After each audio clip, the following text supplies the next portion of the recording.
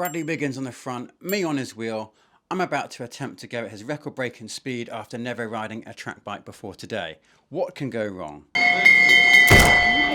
Now, when you think of cycling, you may think of people going crazy around the velodrome at the Olympics, chaotic sprints in the middle of iconic cities, mental pile-ups caused by one silly error, crazy descents down mountains where they look like they're going to fly off the edge at the Tour de France, and some idiot making you 2 seconds late for work. But the oldest and one of the most brutal world records in cycling is the 1 hour record. The closest I will come to knowing what it's like to having a baby is how Sir Bradley Wiggins described beating one of cycling's most coveted world records.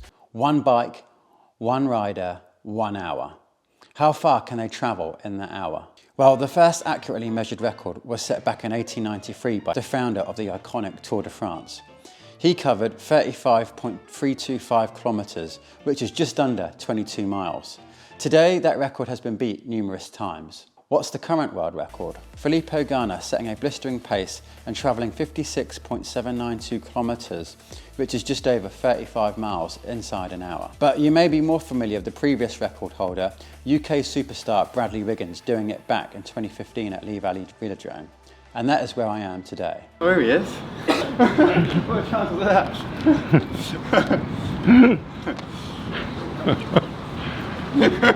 Good start for the day. That's a good start. So today we are at Lee Valley, and the goal of this video is really simple, and that's to do one lap at the world record pace, which was originally done over 1 hour by Henry Destrange. Now, if I want to do it in that time, I need to do it in 25 seconds.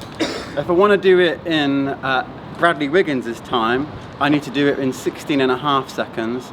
Now, I know what you're thinking. You're probably thinking, Michael, you're actually quite fast now. You should be able to do that. Well, the thing is, I've never ridden a track bike before. Apparently, when you stop pedaling, you fall off.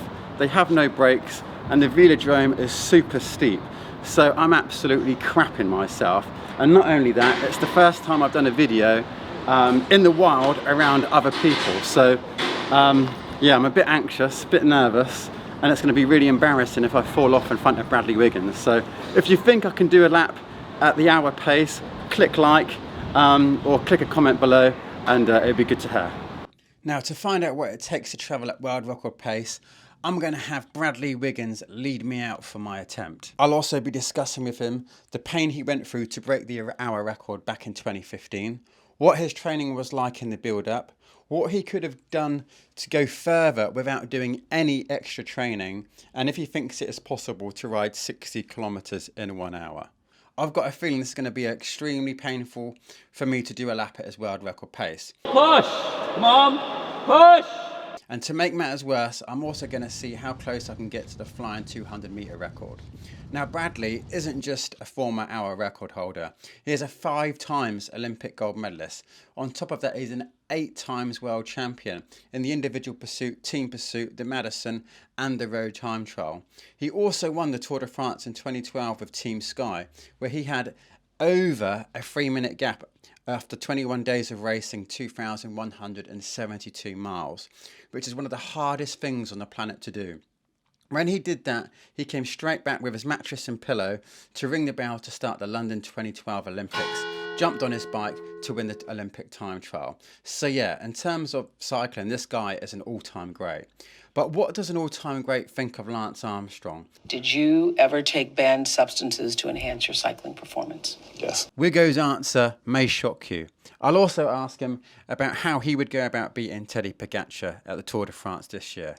But before I ask him all of that, I better learn how to ride a track bike. Shaved legs, ready for the occasion. Need every what I can get if Bradley Wiggins is on the track. The man himself. I ride a 54 normally. I'm sure you know just by looking at me, right? No? Okay. Sort of. I mean, I think not quite 6 footish. No, about So- 5'10". So I would try that one. Just do the usual measurement, sort of pedal at the lowest point, and then measure it from there. Oh no, it doesn't. It doesn't move when you track it. Oh yeah. How weird.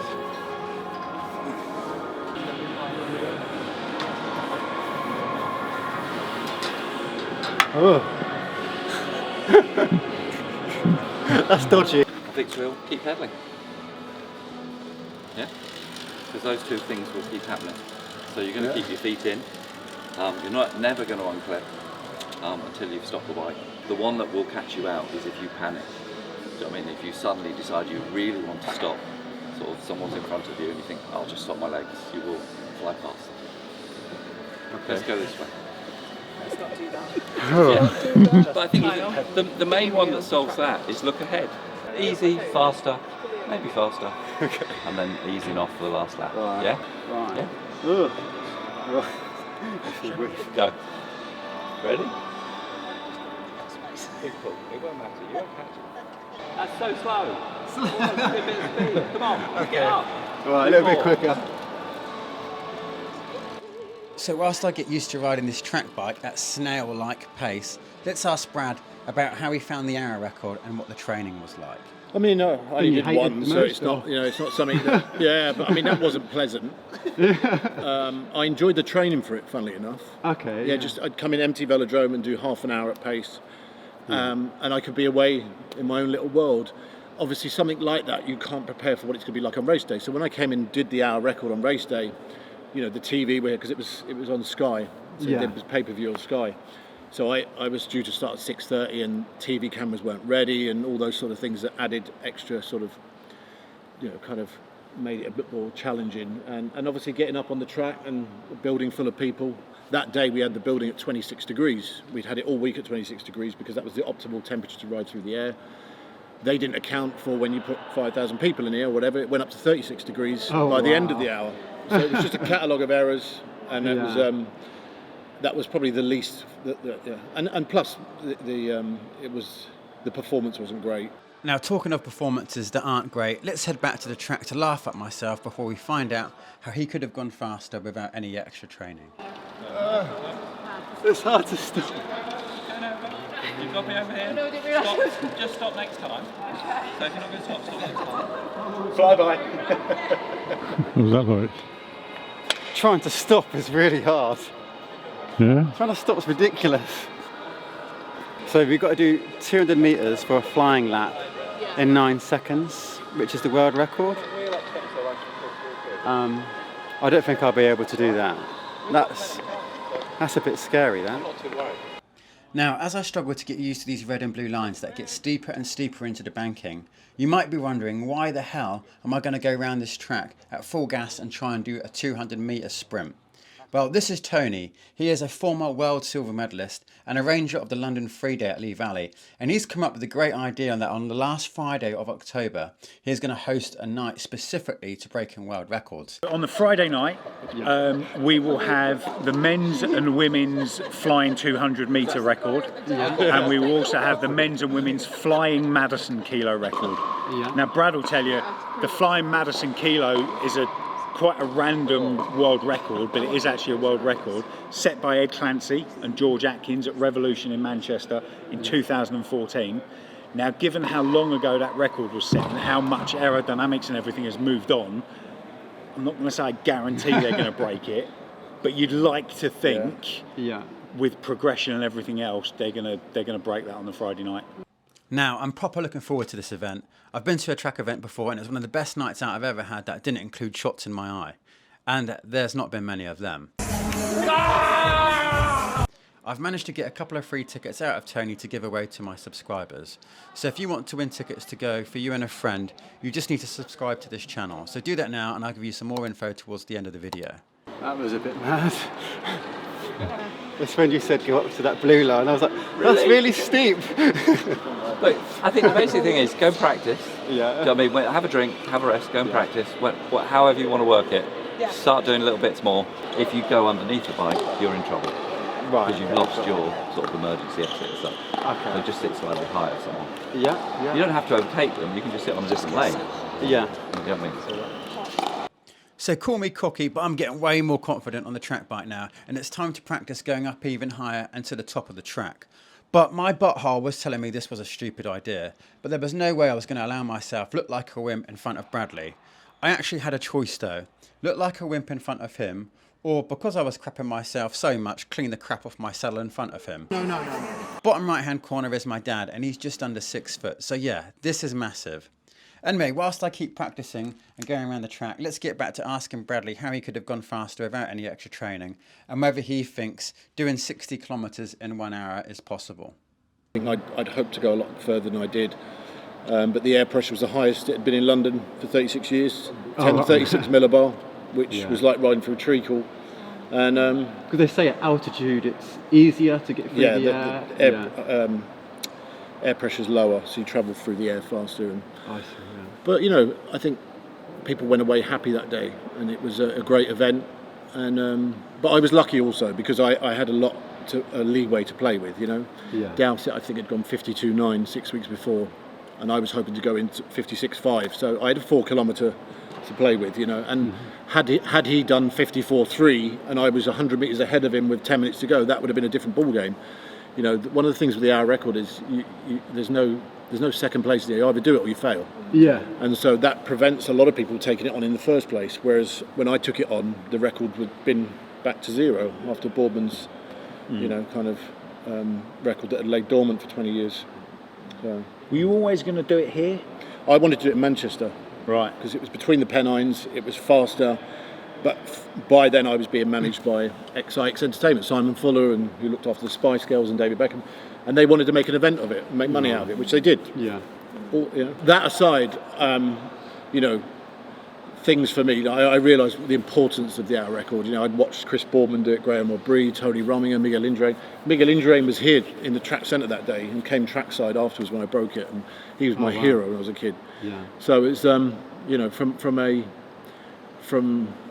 me, the fan in me, you know, the event is far more important than you know, the honour of taking the hour record and being on that list was far more important than anything else. Do you think 60 kilometres is possible one day, or is that why not? just... I mean, every other event, every other record is being taken in cycling. You know, when you look at the team pursuit now, I think it's 3:38 the world record, 3:39. Yeah, 3:39. We broke the Olympic record in 2000 in Sydney. We did 4:01. And 20 years on, you know, it's 21 seconds have come off that. Yeah, that's you know, mad. and you never think it could get any faster, but it does. Bikes evolve, the equipment's evolved. Even, you know, 6-day racing now, you know, when me and Cav got second here, now the gears that we were using then compared to the gears they use now, the whole of track cycling is just faster and faster now, to the point where we saw last year in the Track Champions League where someone went over the fence. Because, you know, one incident, that's the speed these people are going now, that it catapults you outwards. And but that is what makes the spectacle of track cycling. That's what people are going to get here when they're here in October. You know, regardless of the names that are on the track, you know, we've got the world's best track cyclists here. Talking of the world's best track cyclists, I'm now semi-confident of riding around the track. Play nice now. When she said play nice now, I wasn't sure if she was talking to me or Wiggo. So I just rode slow to let him catch up, just in case it was me she was talking to. Yeah. You been up to the top yet? I did earlier, yeah. You're all right, you look the part. I've never done this before, so I'm kind of still learning. Anyway, I'm going to do a 200 metre full gas effort, then after that we'll find out his views on Lance before doing my 1 lap effort, hopefully at his pace. When you get the banking, just press on a bit. Once you stay up, stay through. Yeah.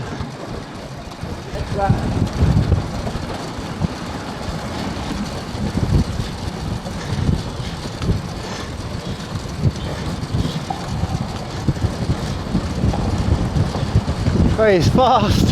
He's so fast.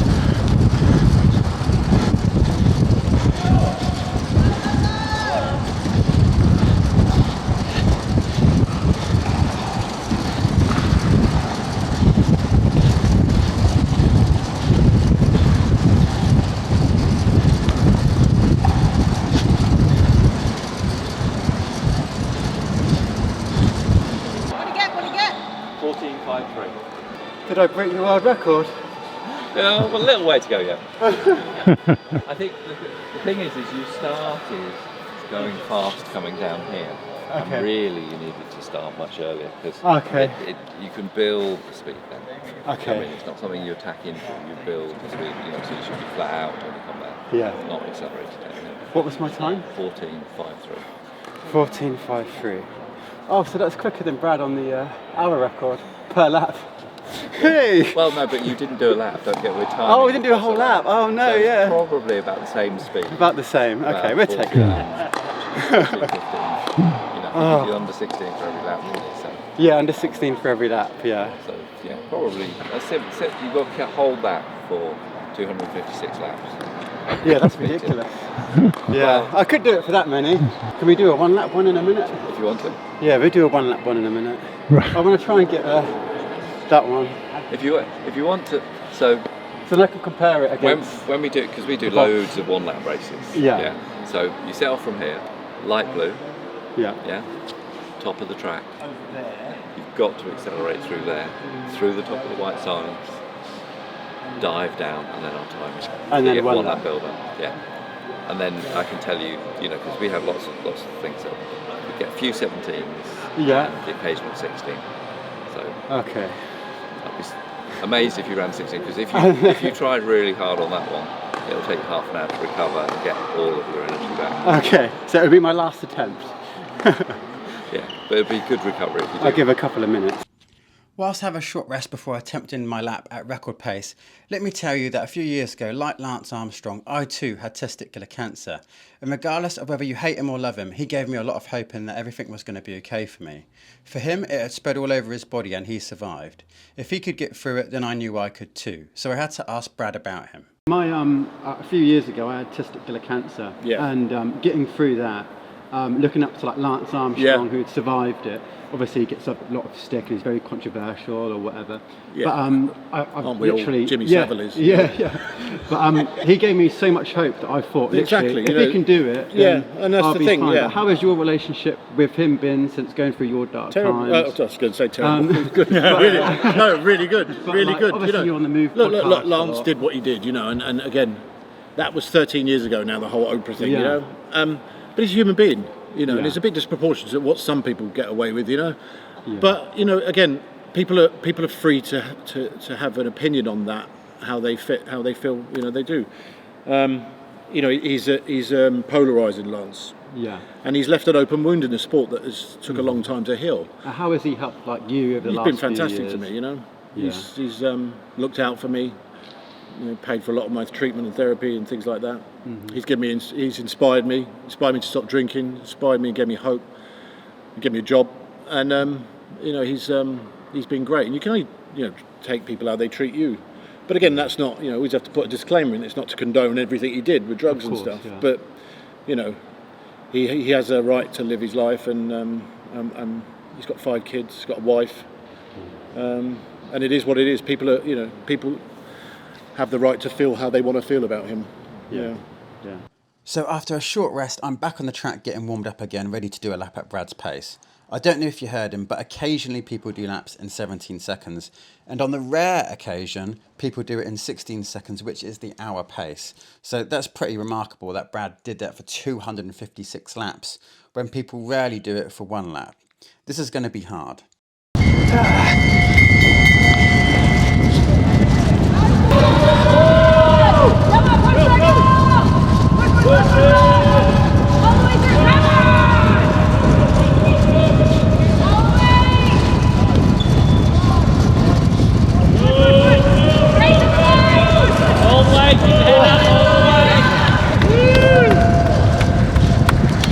Full time?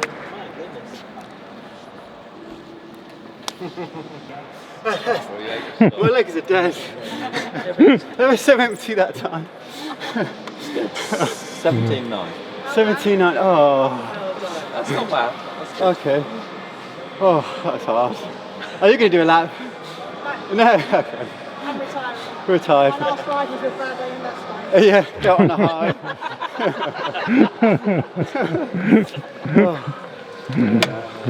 Oh, I'm shattered.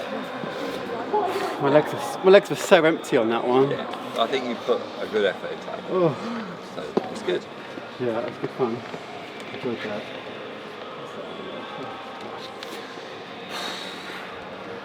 So yeah, I didn't make Brad's time, but I blame being a total newbie to a track bike. But that just goes to show how fast the very best of all time can ride. For example, I'm a decent amateur, I podium races and I train 12 hours a week. Yet I can't get on a track bike and just go at record-breaking pace even for a single lap. Bradley and people at that level are unbelievable athletes. They put themselves through hell to be able to do such amazing feats that shouldn't be forgotten. One particular unbelievable athlete right now is Tadej Pogacar. And before I ask Bradley Wiggins about how he would go about beating him at this year's Tour de France, don't forget to make sure you're subscribed to the channel to be in with a chance of winning tickets for you and a friend for the London Free Day that runs from October the 31st to November the 2nd. Now, I need to be able to contact you if you win, so I've stuck a link in the description that'll allow me to reach out to you. Plus, you'll be able to get some bonus entries for you and your friends as well. I'll be announcing the winner on my Instagram, so follow me there and check out the giveaway post pinned to the top of my profile. Anyway, this is how he would go about beating Tadej Pogacar at this year's Tour de France. I wonder if, it remains to be seen just how much the spring's affected him. Yeah. Because the way he's raced the Spring Classics campaign, we haven't seen it since Eddie Merckx. Yeah. And no one knows whether he's still going to be at his best in July, having done that, compared to Eunice. But you wouldn't put it past him. If there was a team tactic to beat him, do you think, how would you go about it if he was like a DS? Well, the way Jumbo rode the Giro with Simon Yates. Oh, what, the weekend? Yeah, I mean, they've got strength in numbers with the likes of like Van Aert and that. Although Tadej's got a really strong team in the mountains as well. Yeah. I mean, that's what's going to be so fascinating. What do you think happened there between Del Toro and Carapaz? No one knows. Maybe a bit of South American politics. I don't know if they get on. The ego in between them, the stubbornness. One of them didn't want to drag the other one to victory. Yeah. And Simon profited from it.